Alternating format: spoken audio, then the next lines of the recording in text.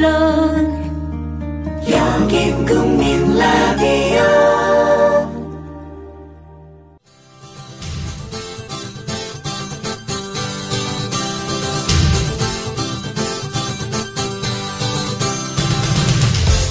투박하지만 정직하다.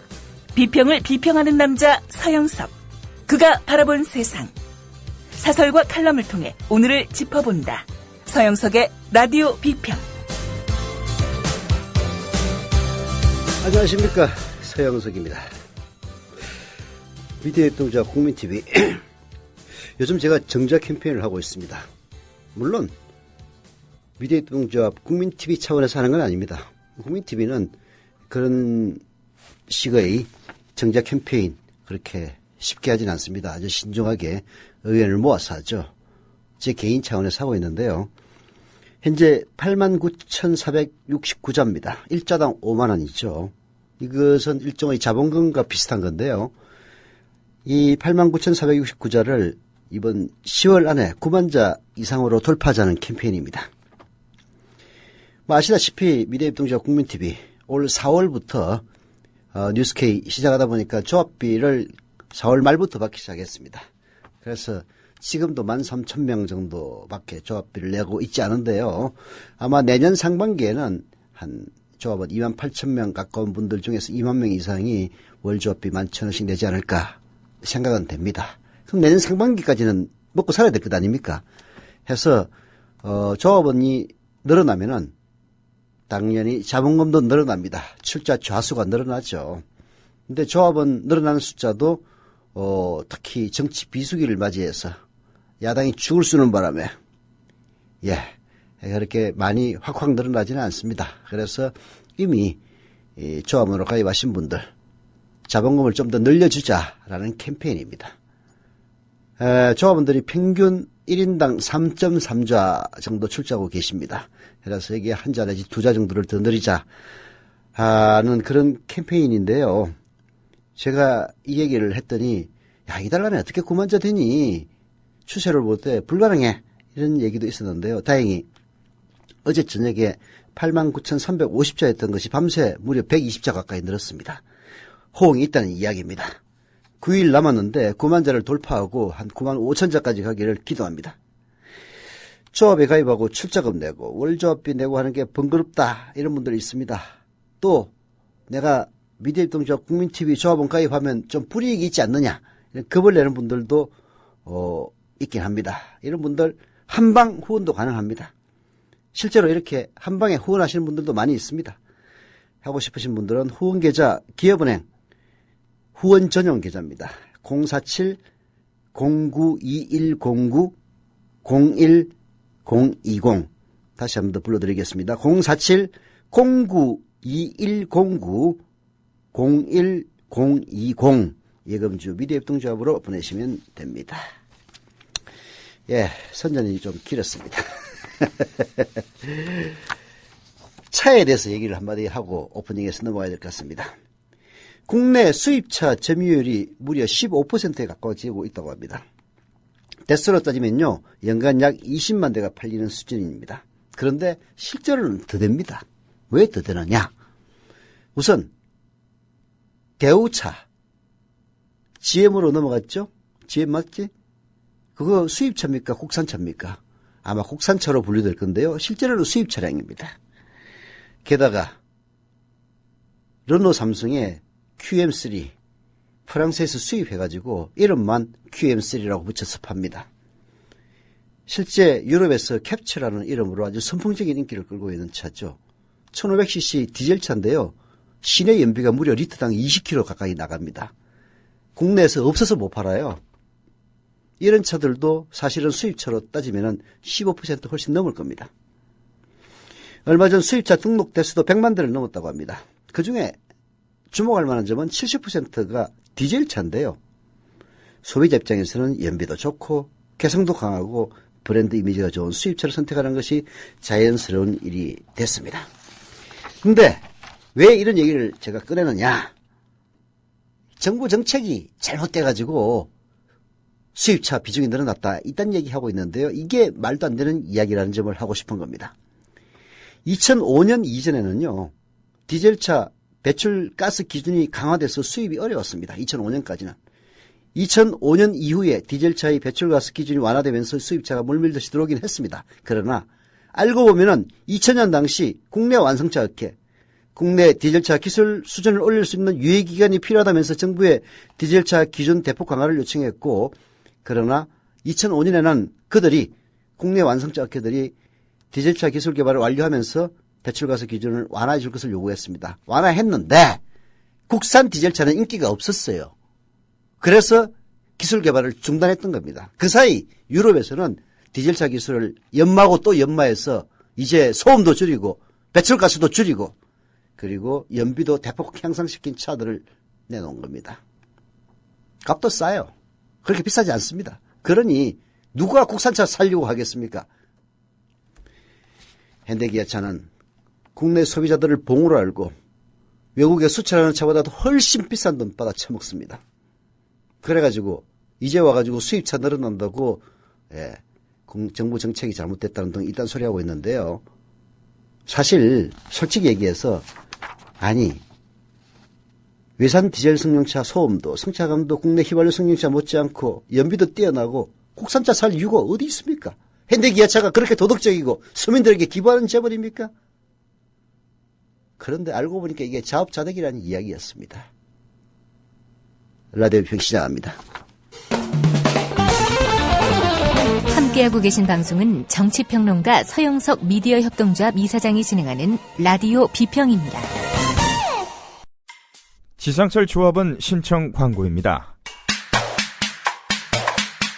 강화대교 앞에서 개념 부부가 만드는 개념 곰탕 연지연 곰탕.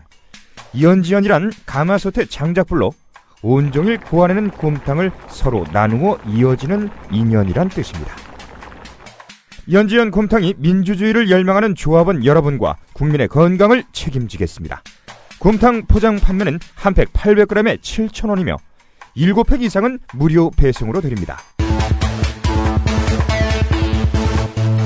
연지연 곰탕은 강화대교 입구에 위치해 있습니다. 단체 주문 예약 및 포장 주문 전화번호는 010-7252-1114, 010-7252-1114, 031-989-9968. 조합원 단체 예약은 10% 할인해드립니다.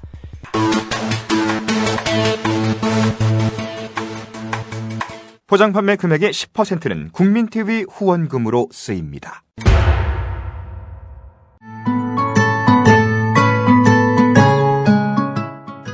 청춘이란 깊은 샘물에서 오는 신선한 정신, 유약함을 물리치는 용기, 안위를 뿌리치는 모험을 뜻한다. 시인 사무엘 울만의 말입니다. 1994년 300여 명의 회원으로 시작한 참여연대는 20년이 지난 지금 14,000명의 회원을 가진 한국의 대표적인 시민단체로 성장했습니다. 시인의 말처럼 참여연대는 앞으로도 청년의 마음으로 활동하겠습니다. 성역 없이 감시하고 비판하겠습니다. 더 좋은 세상을 위해 두려움 없이 도전을 멈추지 않겠습니다. 국민TV 청취자 여러분, 20살 청년 참여연대와 함께해주세요. 회원가입은 홈페이지 peoplepower21.org, 전화는 서울 723-5300번입니다. 시민의 힘으로 운영되는 단체, 참여연대는 정부 지원금을 받지 않습니다.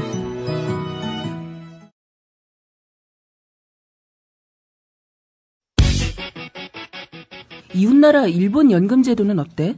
2012년 기준으로 일본은 모든 국민에게 기초연금 77만 원을 지급하고 노동자에게는 별도로 후생연금 208만 원을 주고 공무원들에게는 공무원연금 282만 원을 지급한대. 그럼 국민들에게는 기초연금 77만 원에 208만 원을 더해서 285만 원을 주는 거네. 그렇지. 일본은 공적연금만으로 노후생활 70%를 책임져 주는데 우리나라는 사적연금과 국민연금 모두 합해서 노후생활 보장률이 30%밖에 안 돼. 그래? 우리나라와 일본 차이가 많이 나네? 국민 여러분, OECD 국가 중 공적연금 수준이 가장 낮은 나라가 일본입니다. 공무원연금을 낮출 게 아니라 국민연금을 공무원연금 수준으로 높여야 합니다. 공적연금 강화, 국민 여러분과 함께 만들어가겠습니다. 전국 공무원 노동조합.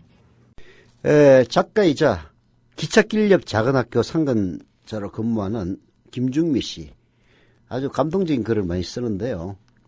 오늘 한겨레신문에 쓴 칼럼. 위험한 나라에서 살아남기.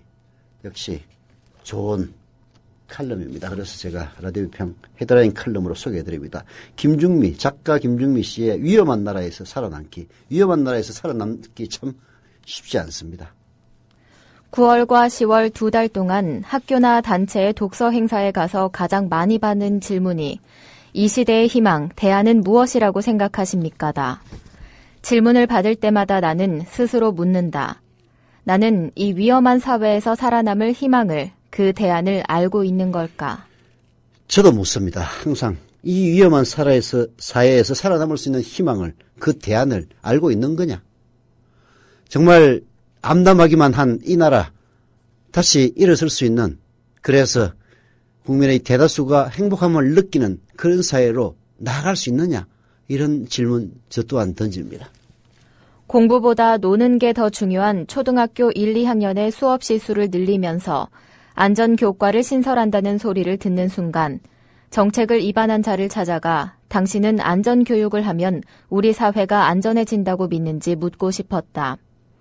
이 나라에서는 날림으로 지어진 건물에 깔려 청춘들이 죽어도, 군대에서 생떼 같은 젊은이들이 죽어도, 요양병원의 부실한 관리로 노인들이 개죽음을 당해도 국가의 책임은 없다. 304명이 죽은 세월호 참사의 책임도 그저 선장과 선원들에게 책임을 떠넘기면 그만이다.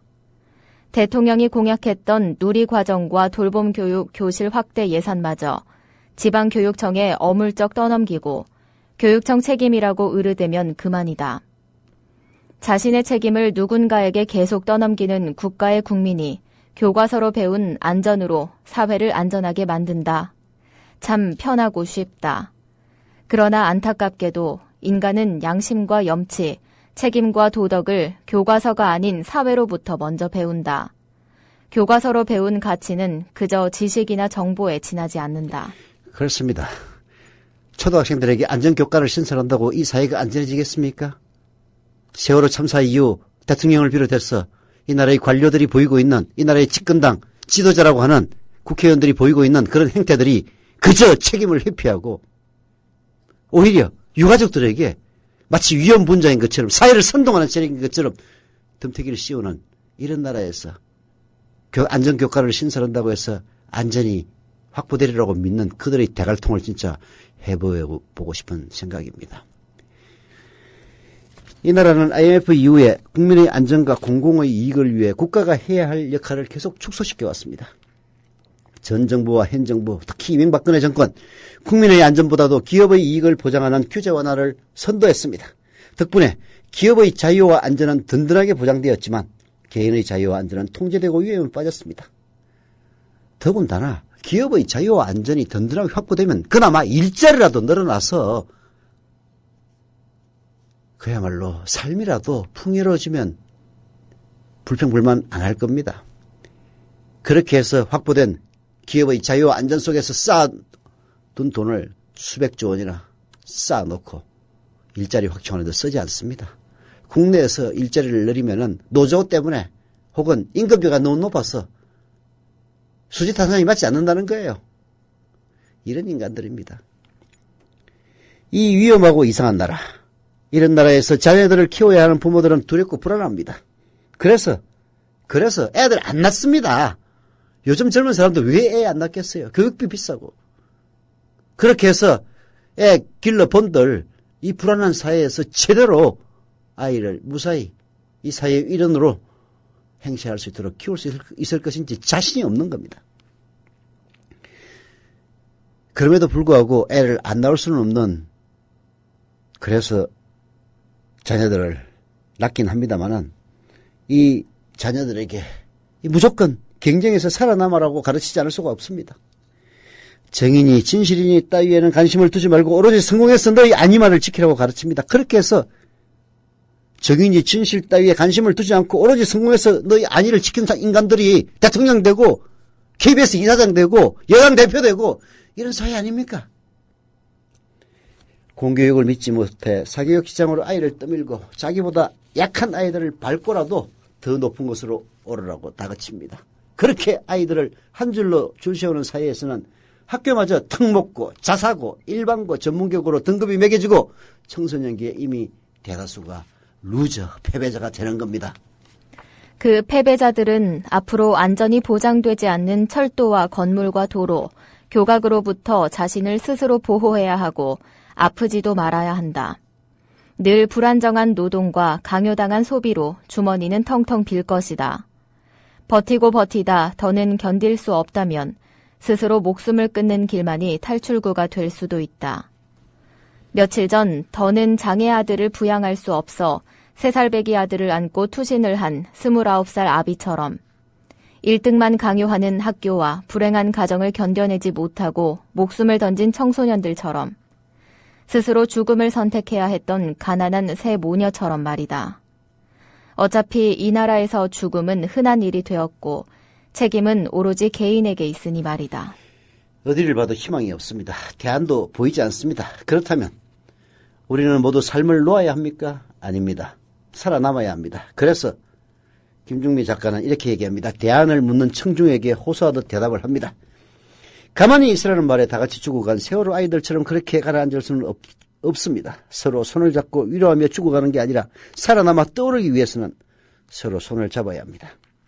저들이 세운 한 줄의 질서, 법, 대열에서 벗어나 새로운 대열들을, 새로운 질서를 만들어내야 합니다.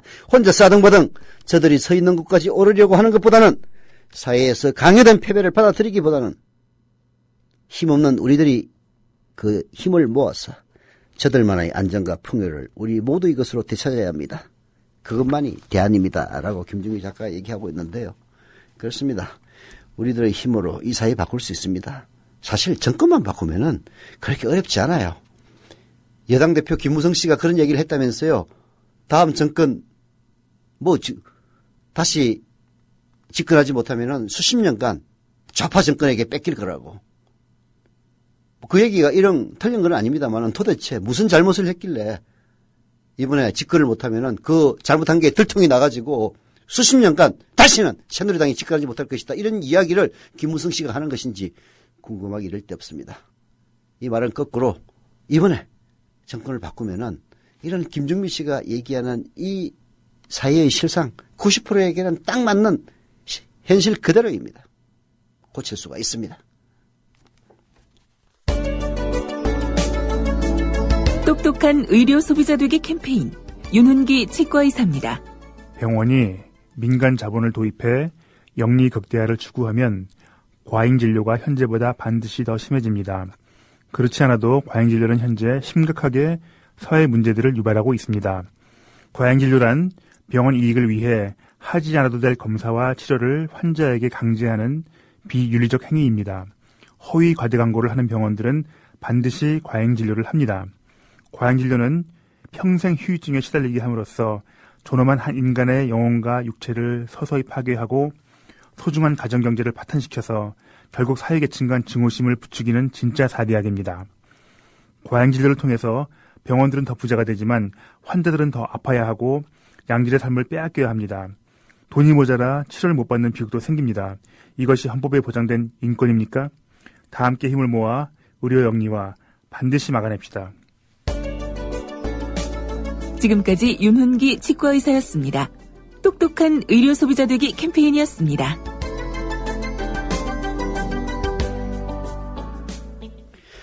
네. 서울 양천구 신정 3동의 코코범님, 그리고 경남 사천시 정동면의 콩지연입니다. 예.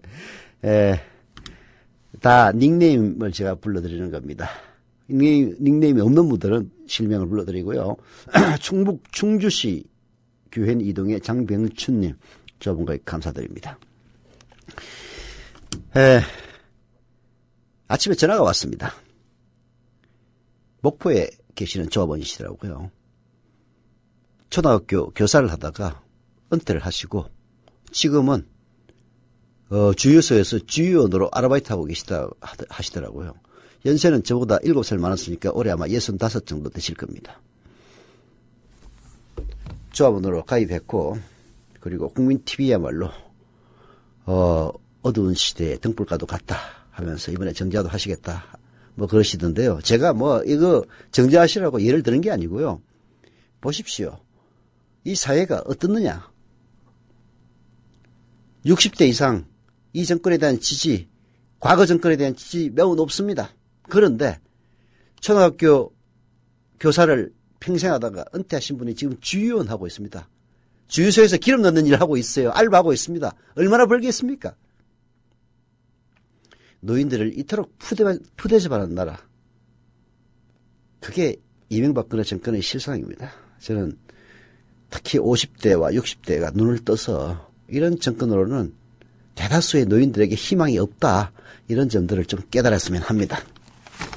광고하겠습니다. 이거 뭐 다 돈 되는 거니까 안 할 수가 없어서 합니다.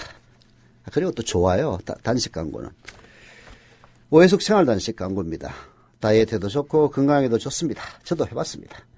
다이어트 효과 짱입니다. 확실합니다.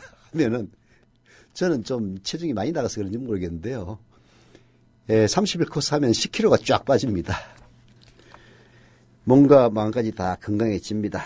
무엇보다도 오해숙 생활단식의 특징은 생활 속에서 누구나 쉽게 도전해 볼 수 있다는 게 장점이고요. 부작용도 없고 실천하면 바로 효과가 있다는 이야기입니다. 살만 빼는 게 아니라 삶을 바꿉니다. 문의 전화는 010-2013-8575, 2013-8-7-4시고요. 네이버나 다음에 오해숙 생활단식으로 검색하시면 됩니다. 광고였습니다. 사실 11월 달에는 또 30일 코스로 단식을 한 번 더 저도 하려고 합니다. 예, 게시판에 글 좀 소개해 드리겠습니다.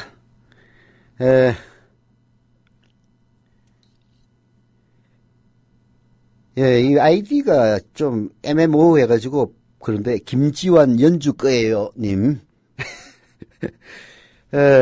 국민TV 홍보 컬러링이나 별소리를 한번 만들었으면 어려운 부탁일지 모르지만 검토해 주셨으면 한다 라고 하시네요. 검토해 보겠습니다. 우리 아들 생일 때 2구자 정자했습니다. 약속 지켰습니다 라고 해주셨는데요. 감사드립니다.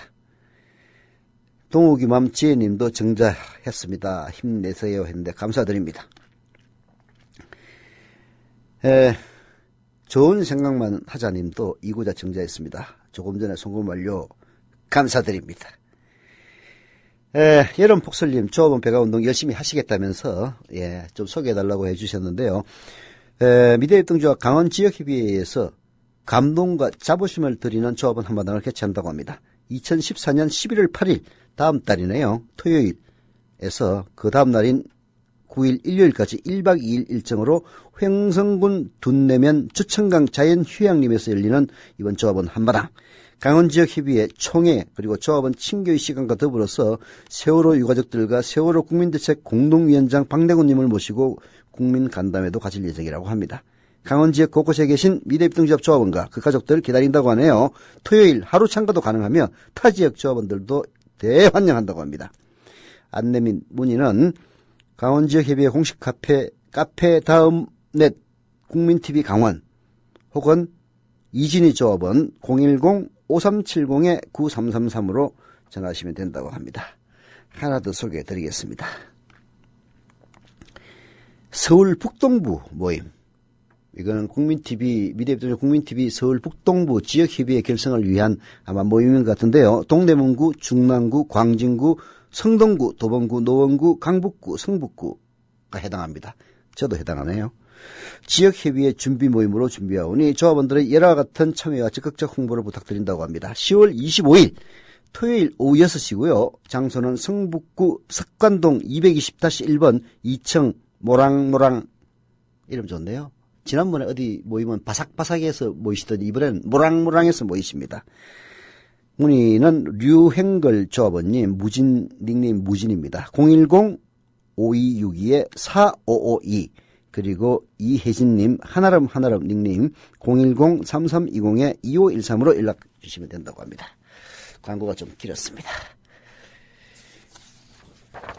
곽성문 코바코 사장. 이 양반 민청학년 학생운동 하는 사람들 배반하고 중앙정보부에 꼰질렀다는 의혹을 받고 있는 사람이죠. 이철 의원이 열받아서 공개적으로 곽성문 너 이 배신자야 라고까지 한 적이 있습니다.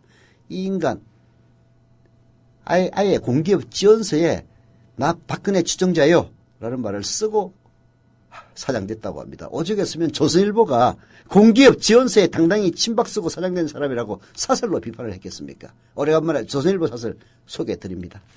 지난달 임명된 방송광고진흥공사 곽성문 사장이 자기소개서에 친박그룹의 일원으로 의정활동 4년 내내 박근혜 대통령 만들기에 앞장섰다고 썼던 것으로 국회 국정감사에서 드러났다. 이번에 공직을 맡게 된다면 박근혜 정부의 성공을 위해 최선을 다하고자 한다고도 했다. 제목만 공모지원서지 사실상 새누리당 공천지원서나 박 대통령 선거운동 비청구서나 마찬가지다. 조선일보도 가끔씩 재밌는 표현 잘 합니다. 박근혜에게 선거운동을 해준 대가, 빚을 청구하는 청구서 같은 공모지원서였습니다. 이 곽성문 사장 2007년 한나라당 대선 후보 경선 때 박근혜 캠프에 몸담아서 이명박 후보의 숨겨둔 재산을 주장했다가 허위사실 유포 혐의로 유죄 판결을 받습니다.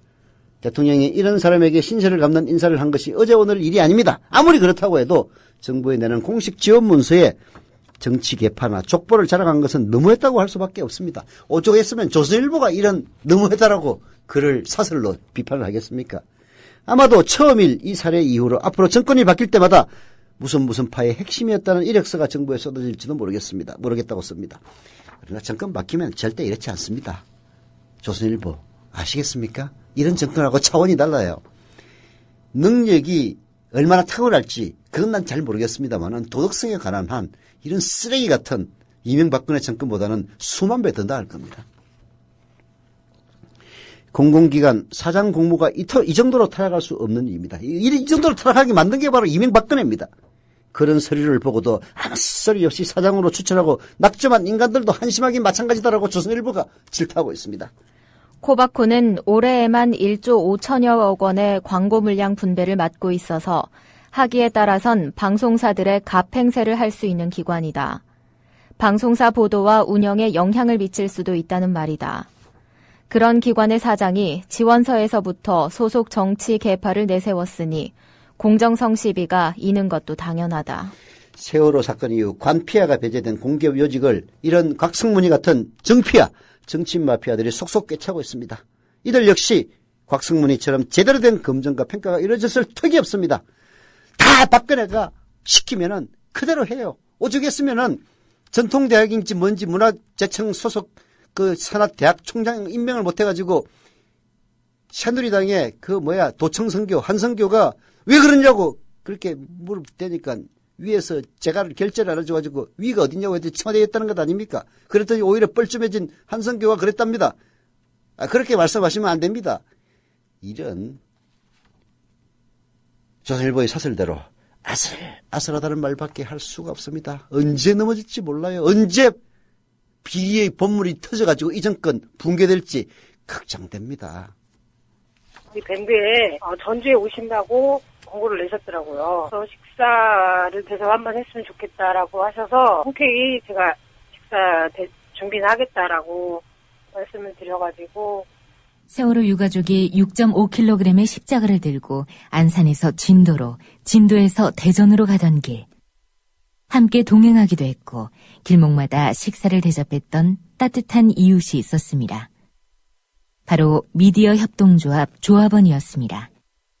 그 가운데 한 명, 전주에서 음식점을 운영하는 조합원 수정원 님입니다. 상황버섯 닭백숙하고요. 그 한우 전문점을 하시는 분이 그분께서도 불고기를 협찬해 주시고 해가지고 이제 밥이랑 해서 반찬 이렇게 싸서 제가 좀 보내드린 적이 있고요. 하루빨리 특별법이 통과가 돼서 진상규명이 이루어져서 유가족들의 가슴 아픈 그런 부분들을 빨리 풀어드려야 된다라고 생각하고 있습니다. 착한 사람들이 만드는 아름다운 공동체 미디어 협동조합에 여러분을 초대합니다. 미디어 협동조합 홈페이지 국민.tv 또는 서울전화 3144-0933 서울전화 3144-7737로 신청하실 수 있습니다.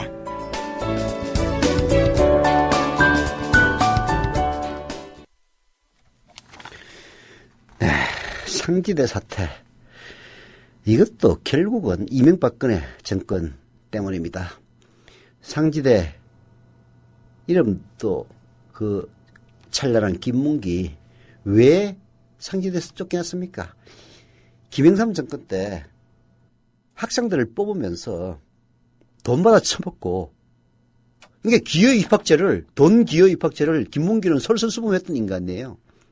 그리고 조사를 해보니까 하루 이틀의 일도 아니고 진짜 뭐 십몇 년 동안 수십억 원을 해먹었던 겁니다. 그게 들통나가지고 결국은 쫓겨났던 겁니다. 그런 인간을 결국은 상지도로 컴백시켜준 인간이 누굽니까? 이명박이고 그리고 박근혜입니다. 이명박은 뭐 이런 인간들을 워낙 좋아해서 그런지 모르겠는데요. 박근혜 대통령은 영남대 이사장을 했던 사람으로서 자기 스스로 가슴에 손을 얹고 반성해야 됩니다. 사학법, 그 사학법을 악법으로 개정해달라고 촛불까지 들고 나왔던 박근혜 대통령 반성해야 됩니다. 이제는 김문기 학생들을 매수하고 불법 뭐 도청까지 했다면서요? 아주 사찰까지 하는 이런 논란을 일으키고 있습니다. 빨리 김문기 쫓아내야 됩니다. 한겨레신문이 사설로 비판했습니다. 사학비리로 이사장직에서 물러났던 김문기 씨가 21년 만에 총장으로 복귀한 상지대에서 총장 측근이 학생을 매수해 김 씨 복귀에 반대하는 이들을 사찰했다는 의혹이 제기됐다. 비리 전과자가 대학 총장으로 돌아온 것만 해도 공분을 샀는데 이를 바로잡으려 노력하는 학내 구성원들을 공격하기 위해 사찰을 벌이고 그것도 같은 학교 학생에게 돈을 쥐어주며 시켰다는 것이다. 참, 이 인면수심이지 어떻게 이런 인간이 대학 총장이라고 할 수가 있습니까? 또한 총장 측근이라는 인간, 이 학생으로부터 특정 교수와 학생들 간의 대화 녹음 등을 넘겨받았다고 인정하면서도 학생이 먼저 돈을 요구했다며 책임 떠넘기기를 시도했다고 합니다. 교육적 처신이라고는 눈꼽만큼도 찾아볼 수가 없습니다. 오히려 이 학생은 기자회견에서 학교 쪽이 먼저 제안한 게 맞지만 금품 가운데 일부는 내가 먼저 요청한 적도 있다고 솔직하게 털어놨습니다. 요즘 대학생들 돈 없습니다. 이미 양극화가 진행될 대로 진행되어서 학생들 대학에 요즘은 과거에는요 군대 갔다 오고 해가지고 대학을 뭐 7년 만에 졸업을 했는데 요즘은 휴학해가지고 등록금 벌어서 또 학교 다니고 또 휴학해서 등록금 벌고 하느라고 5년 6년 다니는 거는 기본이라고 합니다. 참 안타깝게 이럴 데가 없습니다. 대학에서 이런 의혹과 논란이 제기되는 것 자체가 최악에 이른 상지대 사태의 모습을 잘 보여준다. 이 모든 것의 출발점은 교육은 안중에 두지 않고 상지대 재장학에만 혈안이 되어 있는 김 씨 쪽에 있다고 할 수 있다. 이런데도 김 씨는 총장으로 어엿하게 복귀해 2달이 넘도록 무탈하게 자리를 지키고 있다. 그를 뒤에서 비호하는 강력한 반교육 세력이 존재하지 않고서는 불가능한 일이다. 도대체 그를 뒤에서 비호하는 강력한 반교육 세력이 누굽니까? 이와 관련해서 그간의 교육부 행보를 다시 비판하지 않을 수가 없습니다. 교육부와 그 산하기관인 사학분쟁조정위원회는 2010년 김문기 씨, 차남 등 4명을 정의사로 복귀시켰습니다. 이들이 기존 이사들과 갈등하면서 이사회가 파행을 겪었지만 교육부는 수수방관했습니다.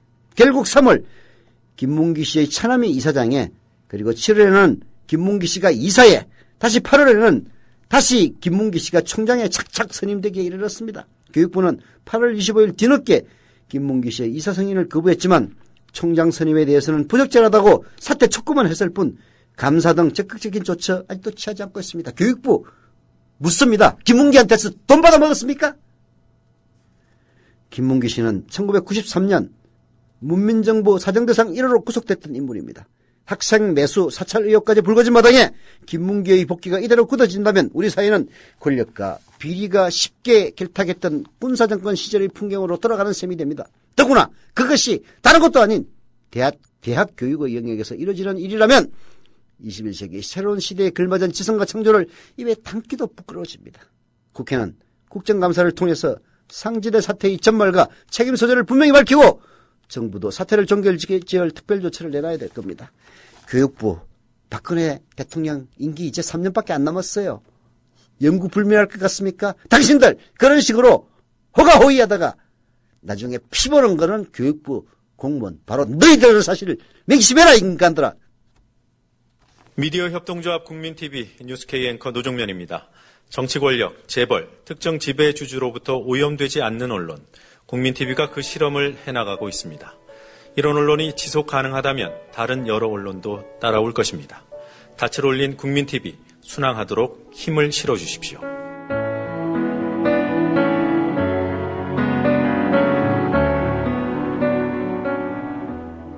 월 11,000원의 조합비 납입. 조합원 여러분의 많은 동참을 바랍니다. 자동납부는 미디어 협동조합 홈페이지 국민.tv 또는 서울전화 3144-0933, 서울전화 3144-7737로 신청하실 수 있습니다. 여러분에게 언론혁명으로, 그래서 자부심으로 보답하겠습니다. 이재만 대통령 총무비서관. 사실상 박근혜 대통령의 이른바 환관 내식격인 정윤회 씨가 일선에서 물러난 지금 총무비서관을 맡고 있는 이재만 씨가 그 수장이라고 볼 수가 있습니다. 이재만 씨는 1998년 4월 대구 달성 보궐선거 직후 박근혜 캠프에 합류해서 지금까지 그 인연 16년간의 인연을 이어오고 있습니다. 이재만 왜 힘이 있느냐? 박근혜 대통령이 신임하기 때문이죠. 청와대 자금 출납을 맡은 총무비서관이 김기춘 대통령 비서실장이 주관하는 인사위원회 고정 멤버에 들어가는 것은 정말 전무후무한 일입니다. 인사수석, 민정수석, 정무수석, 국정기획수석 등 수석급 청와대 실세들이 모이는 인사위원회에 이재만은 대통령 복심처럼 꼭 참석합니다. 문고리 권력에게 인사권까지 주는 것은 정상이 아니다. 과거 정부에서도 총무비서관의 그 자리에 대통령 신복을 쓰긴 했지만 실제 힘은 별로 없었다. 유인태 의원 그렇게 얘기를 합니다.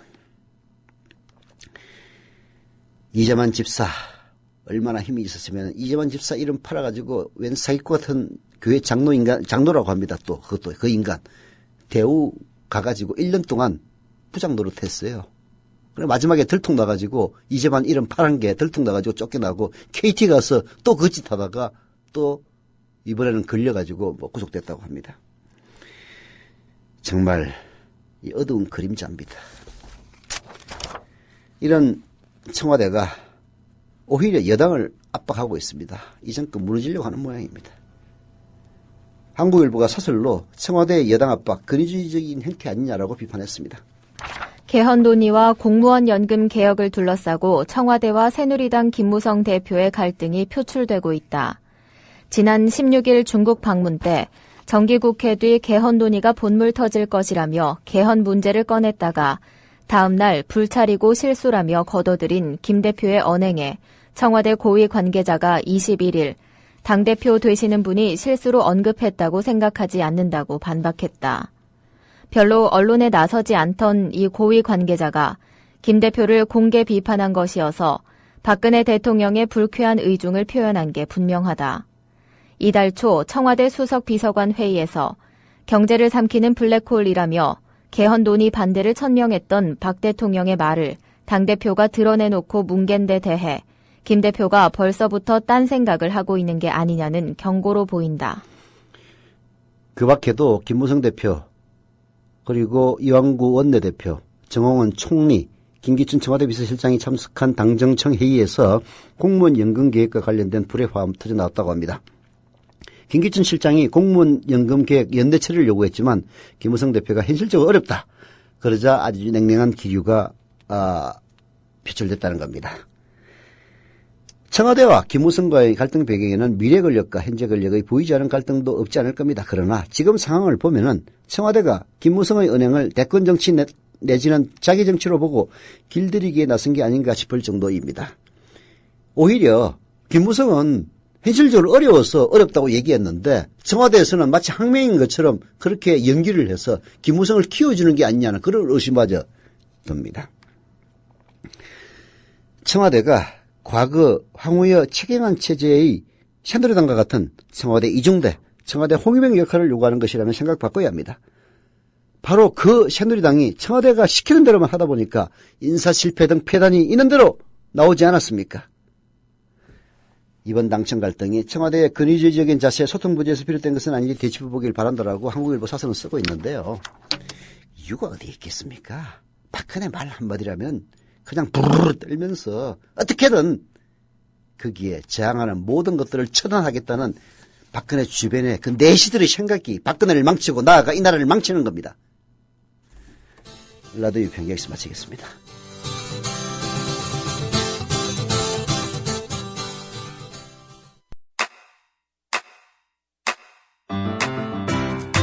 국민 라디오 지지하는 4가지 방법 아시나요?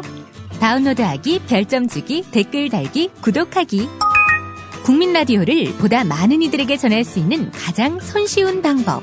다운로드하기, 별점 주기, 댓글 달기, 구독하기. 잊지 마세요. 다운로드하기, 별점 주기, 댓글 달기, 구독하기.